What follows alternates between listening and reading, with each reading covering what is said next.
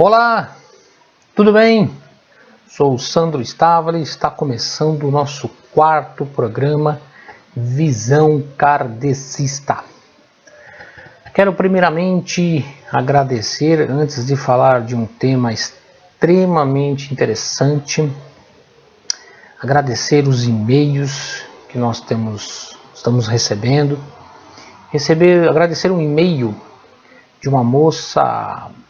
Como a internet é interessante, né? Eu estou aqui em São Bernardo do Campo, uma moça do outro lado do mundo acessa, né? Outro rapaz, qualquer lugar. A internet é uma ferramenta magnífica. E eu recebi um e-mail da Carolina lá do Ceará. Olha que legal. Nossa imagem chegou lá.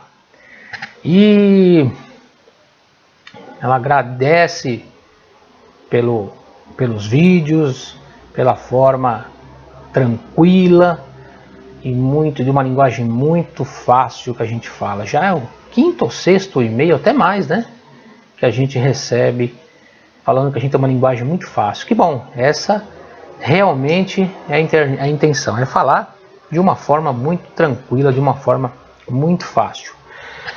Qualquer palestra que você assista, qualquer vídeo que você assista sobre o kardecismo não substitui os livros, o estudo. É fundamental para quem tem interesse estudar, tá bom? Se aprofundar.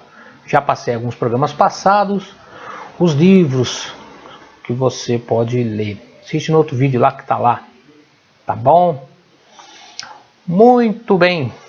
O tema de hoje nós vamos falar, hoje é o dia 29/11 de 2016, uma terça-feira, é isso?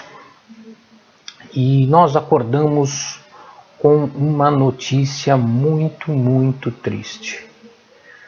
Foi o desencarne coletivo dos jogadores do time do Chapecó, com toda a sua parte, seus técnicos, né? Médicos, profissionais do meio da imprensa. Muito triste, mas hoje esse será o nosso tema. Vamos esclarecer porque alguns irmãos desencarnam, entre aspas, tão cedo, ok? Antes da gente especificamente entrar no tema, é fundamental nós refletirmos sobre algumas coisas. A gente vê de uns anos para cá o desencarne de forma coletiva muito mais vezes, né? Nós tivemos, por exemplo, aqui no Brasil, o avião dos Mamonas Assassinas, que era um grupo, né, que tinha o desencarne dessas pessoas, né? Diretor, o estúdio aqui tá ruim hoje, hein? Tá um acústico entrando aqui, o barulho dos carros na rua, hein? Diz que vai consertar isso. Estão reformando aí. Muito bem, então se tiver um barulhinho de carro, vocês não reparam. Estão reformando tudo aqui, estão deixando bonito. E vamos lá. Então a gente viu o desencarne dos Mamonas Assassinas. A gente viu, né, tinha os garotos que era do grupo, mais os pilotos, né? É uma forma coletiva. Eles desencarnam, né? Falecem pelo mesmo motivo, né, na mesma situação. Tem certos casos, alguns que não vão, né? Depois a gente vai explicar direitinho, vai esclarecer um pouco, né? Nós tivemos o caso da TAM, do avião que caiu perto do aeroporto. Nós tivemos, por exemplo, outras situações também de incêndio, né? Aqui em São Paulo, se eu não me engano, foi no final da década de 70 ou de 80, início de 80, não recordo muito bem, mas foi uma dessas duas décadas aí, o incêndio do edifício Joelma em São Paulo. Centenas e centenas de pessoas partiram, né? Deixaram o mundo material. Principalmente naquela época, né, no caso do edifício, né, não se tinha essa questão da segurança, né? Hoje a gente vê um trabalho de questão de extintores bem mais distribuídos, escada de fuga, né, com portas anti-incêndio. A gente vê, por exemplo, pessoas trabalhando, no caso de aviões que caem, usando, né, descobrem o que aconteceu com os aviões e desenvolvem ferramentas para não acontecer mais, né? Isso é a capacidade da inteligência humana, ok? Deus nos deu essa capacidade de nos ajudar, nos evoluir para que não aconteça mais, né? É muito triste a gente ver situações dessa, mas ocorre, tá bom? Muito bem.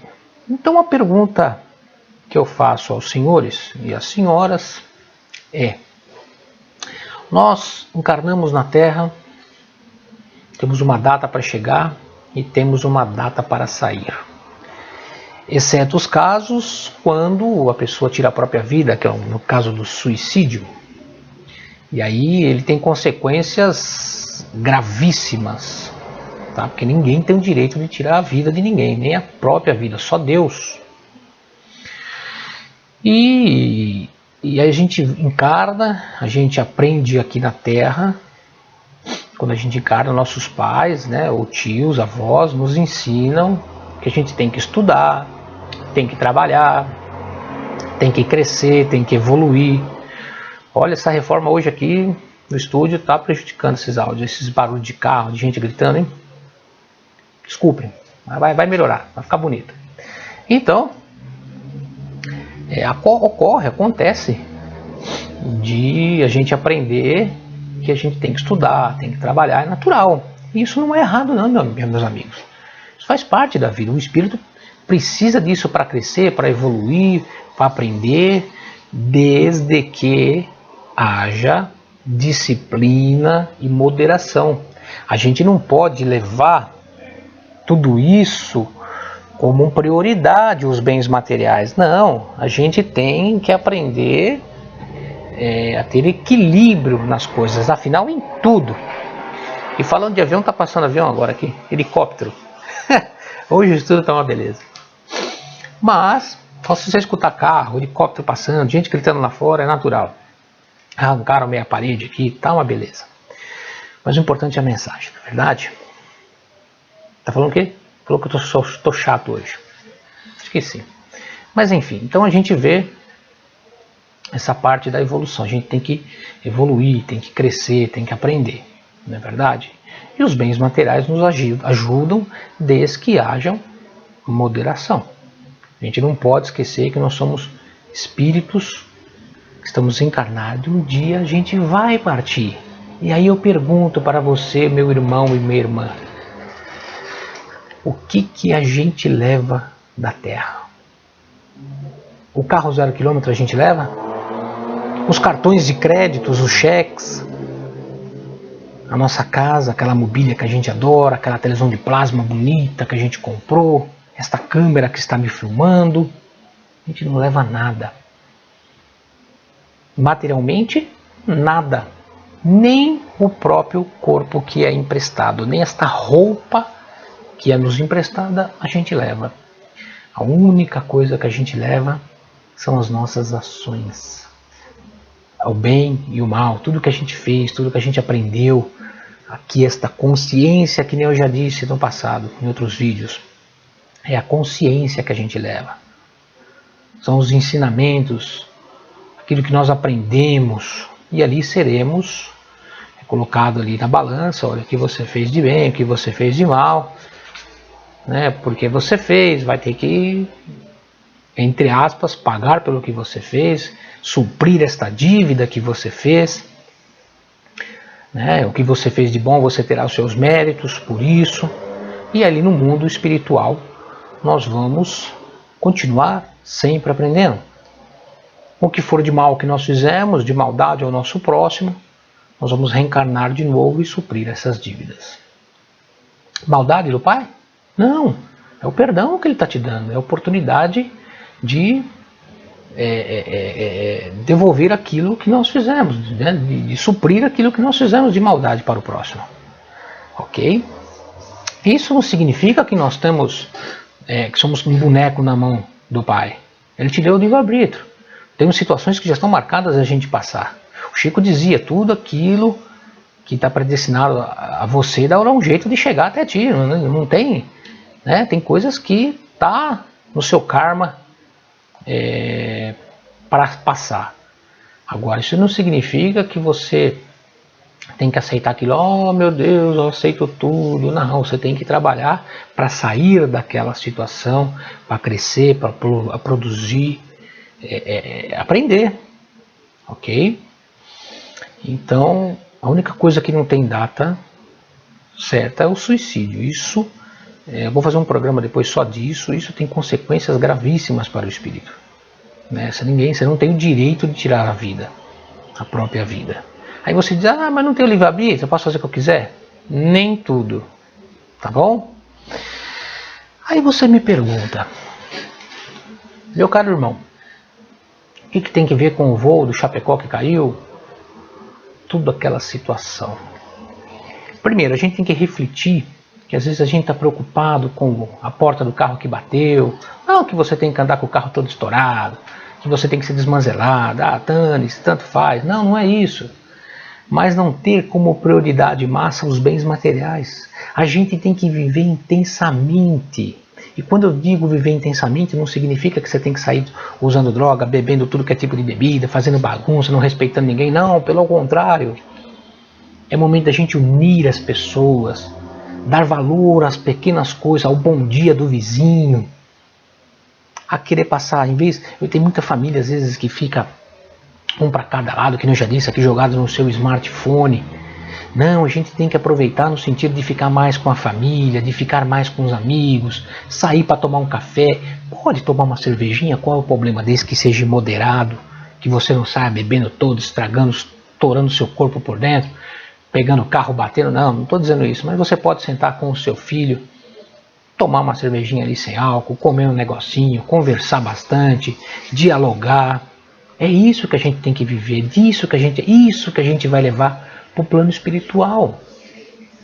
Eu vejo muita gente comprando, gastando dinheiro com joias, com coisas ali como se fosse aquela prioridade máxima. A gente não vai levar, vai ficar tudo aí. Se ele for muito agarrado à matéria, vai sofrer do lado de lá, não vai aceitar a sua nova condição. Então, a gente tem que aproveitar ao máximo. Hoje eu estou aqui, amanhã eu posso estar no plano espiritual. E tudo que eu construí, e tudo que eu levei, está aqui. É o aprendizado que eu vou levar. Aquela televisão de plasma que eu tinha o sonho de comprar, vai ficar aí. Aquela casa que eu comprei, vai ficar aí. Isso não é errado, não estou dizendo que é errado ter. Mas nós não podemos ter isso como uma prioridade máxima. É meu, eu faço o que eu quiser. É justo você trabalhar, você comprar sua casa, comprar seu carro, faz parte da evolução. Agora não é prioridade máxima. Tem que ter disciplina, coerência, ser moderado, moderadamente, né? Falei moderado? Sou filho de Deus também, diretor. Moderadamente, ok? Muito bem. E aí a gente vê jovens de 20 anos, 25, 30 desencarnando tão cedo. Então por que? Agora vamos entrar realmente no assunto. Por que a gente vê, por exemplo, esses jovens desencarnando de forma coletiva? Veja, primeiro que misteriosamente são os caminhos que Deus nos impõe. Alguma coisa lá no passado, numa vida passada, esse grupo de pessoas que desencarnaram hoje, ontem, né? Essa madrugada, ou em outras situações que desencarnam de forma coletiva, eles fizeram alguma coisa lá no passado, que eles estavam programados a vir na Terra. Uns vieram antes, outros vieram depois, vai depender da idade, é claro, da vida terrena, porque o espírito ele é muito antigo, os espíritos são velhos, são antigos, velhos no sentido que já passaram muitas vezes sobre a Terra, né, em outros mundos, enfim.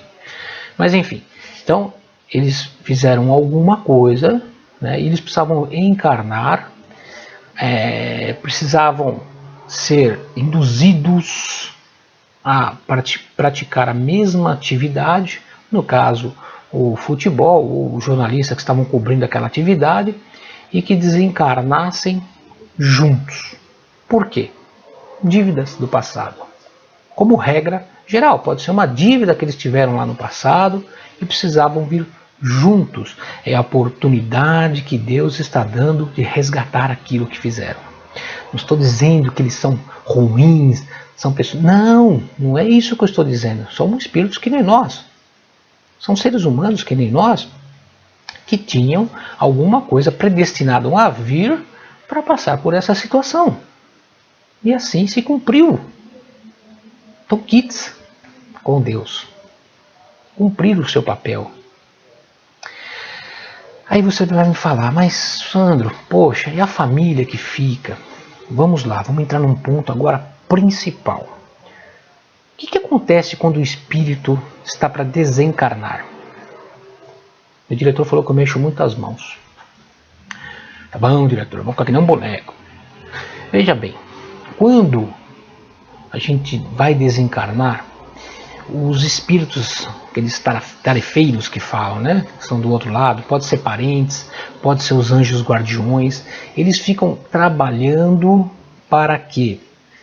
Normalmente uma semana antes, alguns casos um mês, ou durante meses, ou alguns dias, vai depender da evolução de cada um, mas eles já ficam preparando aquele espírito para o desencarne, ficam ali acompanhando, conversam com eles em sonhos, jogam intuição, jogam energias vibratórias para que haja o desencarne, ok? Não só com aquela pessoa que vai desencarnar, mas como seus familiares, eles ficam acompanhando, né? Dando energias positivas, pedindo a Deus que os conforte, ficam trabalhando para que o desencarne seja mais tranquilo, porque não é fácil o desencarne, né? Ficam agora as famílias, ficam os filhos, ficam pais, ficam irmãos, ficam as esposas.